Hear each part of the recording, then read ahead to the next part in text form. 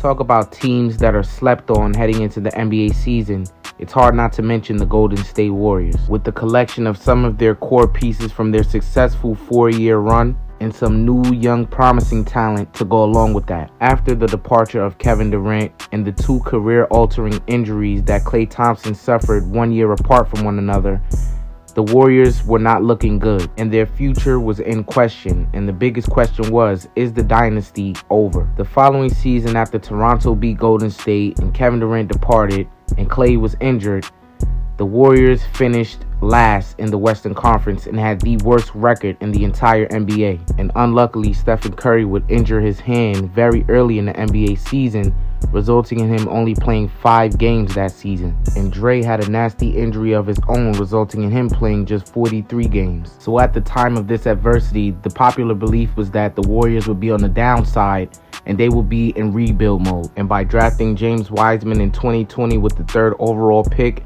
it was a step in the right direction. One thing that the Warriors lacked even throughout their successful run was a solid big man who was a great interior force. And Wiseman is that. And he has some defensive potential, being that he has such great length and size at the 5 position that could bother opponents. And having someone like Draymond who knows the in and outs of this game in his ear and has a high defensive IQ is something that is a plus for this young guy. And Wiseman has stated on several occasions that Draymond has become somewhat of a mentor to him. And I'm sure the development of James Wiseman will be beneficial to the Golden State Warriors, being as though they have a great reputation for developing its players. And we really didn't get to see much of James Wiseman last season. He was injured throughout most of his rookie campaign, and he played just 39 games.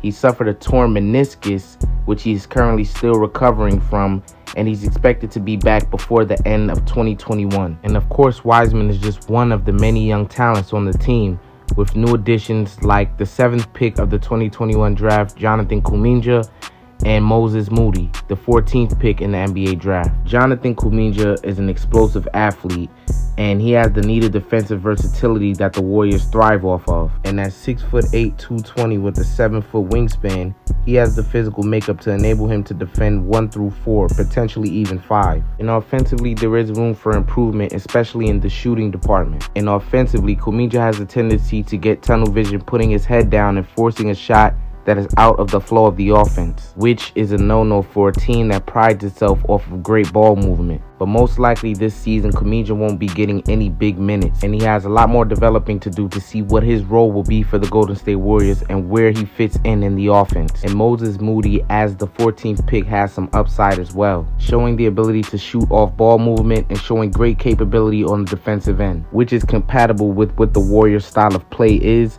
and he'll likely play a spot-up role. And defensively, Moody makes a great impact, having blocked over 20 shots at Arkansas. He has great lateral movement, rim protection, and great ability to defend on-ball isolation, which makes him a versatile defender. Now, being as though his style of play may fit really well with the Golden State Warriors, there's no telling whether he'll have a permanent spot in the rotation or will he be a reserve, because the Warriors have many guards that they can turn to, but having a Moses Moody as a backup isn't bad at all, because he brings a lot of the things that the Warriors are looking for to the table. Now, when discussing the main pieces in the lineup, Andrew Wiggins is a big part of that. Last season, Andrew Wiggins played really well. Now, in order for the Golden State Warriors to be successful, they need to be firing on all cylinders.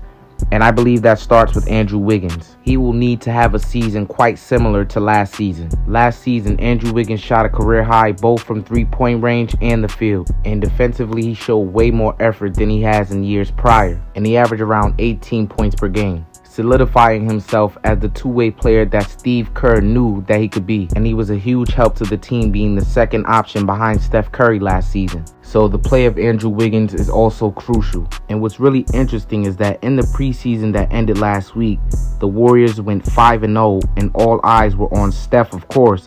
But not only were they on Steph, they were on Jordan Poole, surprisingly. In the 5 preseason games the Warriors were victorious in, Poole went on to average 21.8 points per game while shooting 50% from the field.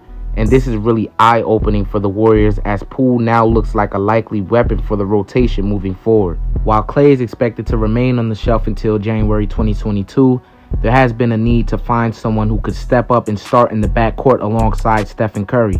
And it looks like Poole is the favorite to earn that starting spot as his offensive game and confidence has been surging as of late. And on opening night, Jordan Poole kept his consistency going, scoring 20 points against the Lakers on 4 for 11 from 3 and 8 for 18 from the field. And if Jordan Poole can keep this level of play up just up until Klay Thompson returns, his confidence will be at an all-time high and he'll be given a 6-man role. I'm really liking what I'm seeing from Jordan Poole, and I expected this, but awaiting the return of Klay Thompson is the biggest thing the Golden State Warriors have to look forward to. They really didn't make any big acquisitions in free agency, so Klay Thompson will still remain to be the X factor. The return of Klay Thompson and his level of play will determine if the Warriors are really a championship caliber team. And Klay Thompson has been out for 2 whole seasons. We haven't seen Klay Thompson on the court since the 2019 NBA Finals against Toronto in Game 6, which I believe Klay was playing absolutely great and he was showing us the peak of his powers. And unfortunately, we all know what happened. He would suffer a torn ACL in that Game 6 versus Toronto,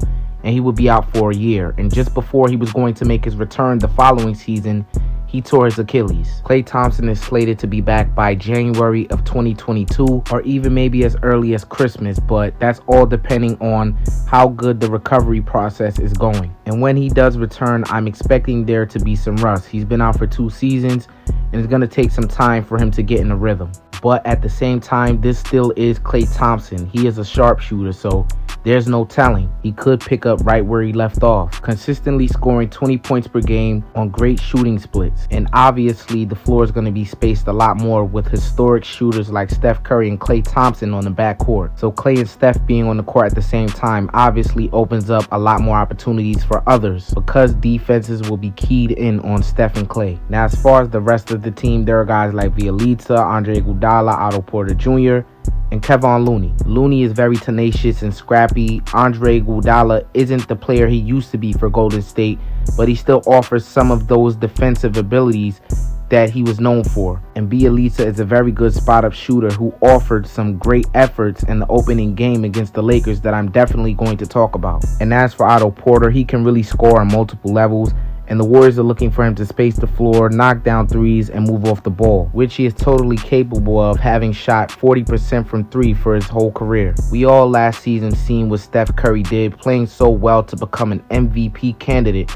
despite how inferior his team was. And I expect nothing short of greatness from Steph Curry, and in the preseason, he showed us what we're in store for this season, being the catalyst of the Warriors beating the Lakers twice out of those 5 preseason games. And Steph Curry did not play well in the game opener, but the team as a whole down the stretch played really well to get the job done against the Lakers, a team that has 2 top 5 players in the league, and they are expected to make it out of the Western Conference. And the Warriors thus far, out of the past 2 weeks, are undefeated against that team. So that definitely says something about the Golden State Warriors. Last season, the Warriors weren't even expected to make the playoffs, but they nearly did if it wasn't for the newly formed play-in tournament. But this season, the Warriors have a better team and they have many more options to look to rather than last season. And I would expect the Golden State Warriors to be one of the top teams in the Western Conference, and their ceiling is the Western Conference Finals when fully healthy. That is how great the Warriors' potential is this season. And when Steph, Klay, and Dre are all reunited, the league better not overlook this team because we know what they're capable of. But the question is, can they take back the Western Conference? In the comment section below, you guys let me know what you think about the Golden State Warriors' potential this season. Make sure you leave a like if you like this video. Make sure you subscribe. Follow me on all my social media platforms, Facebook, Twitter, and Instagram. And thank you for watching. If you are still here at the conclusion of this video, make sure you check one of these 2 videos out and make sure you subscribe.